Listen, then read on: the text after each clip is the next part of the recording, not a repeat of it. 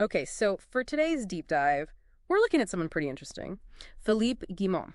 He's a French physicist, an engineer. CNRS, senior fellow, which is, a big deal over there. Right, serious background.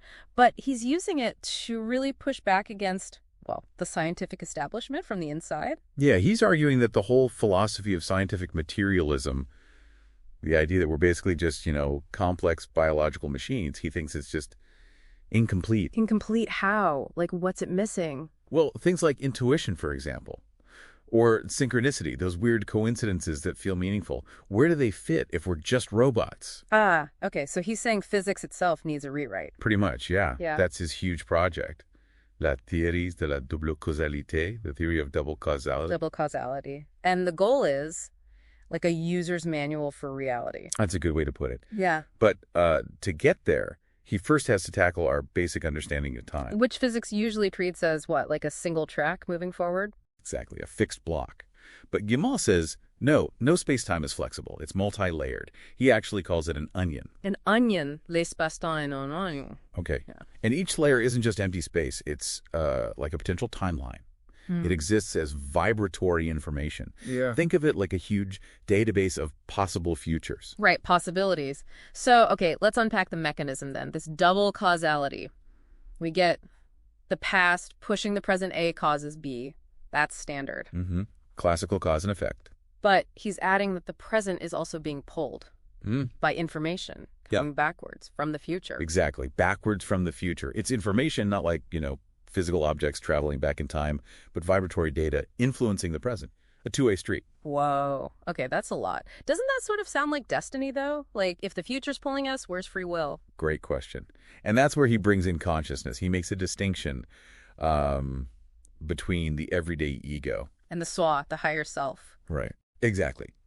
The ego is reactive, kind of stuck in the now, often driven by fear. Yeah. But the soi, the higher self, that's the real you, the pilot. The pilot, how so? It operates partly outside of linear time, within this flexible onion of space-time.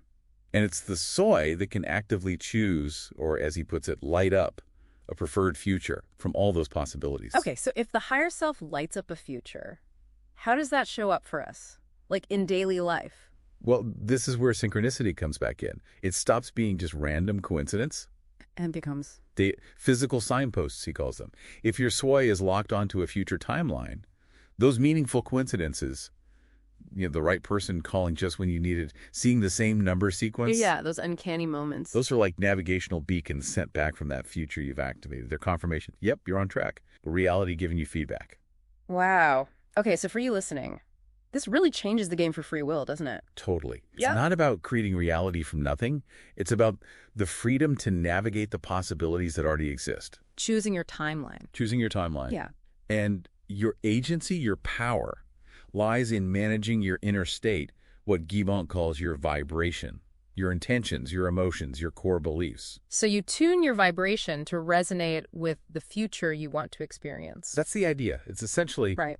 while consciousness engineering, you're actively selecting your path by managing your internal resonance. Which I guess explains why he hasn't just stuck to, like, academic journals. This sounds pretty radical for mainstream physics. Oh, definitely. He's been quite strategic. He uses accessible books, YouTube Q&A sessions. He's basically built a kind of peer-to-people validation model. Bypassing the usual gatekeepers. Right. Letting the theory prove itself by whether it works for people, whether it helps them navigate their lives differently. So wrapping this up, Guillemant is really trying to build a bridge, isn't he, between hard science and things like intuition, agency. Exactly. He's offering a scientifically grounded story of empowerment, replacing that old narrative where we're just helpless cogs in a machine. And the big picture implication. He connects this to global issues. He does. He suggests that a lot of the crises we face are symptoms of that old materialist worldview, this belief that we are just robots with no real influence over time. So if enough people shift their perspective, if we collectively start seeing reality as navigable as something we participate in. He calls it le grand virage de l'humanité,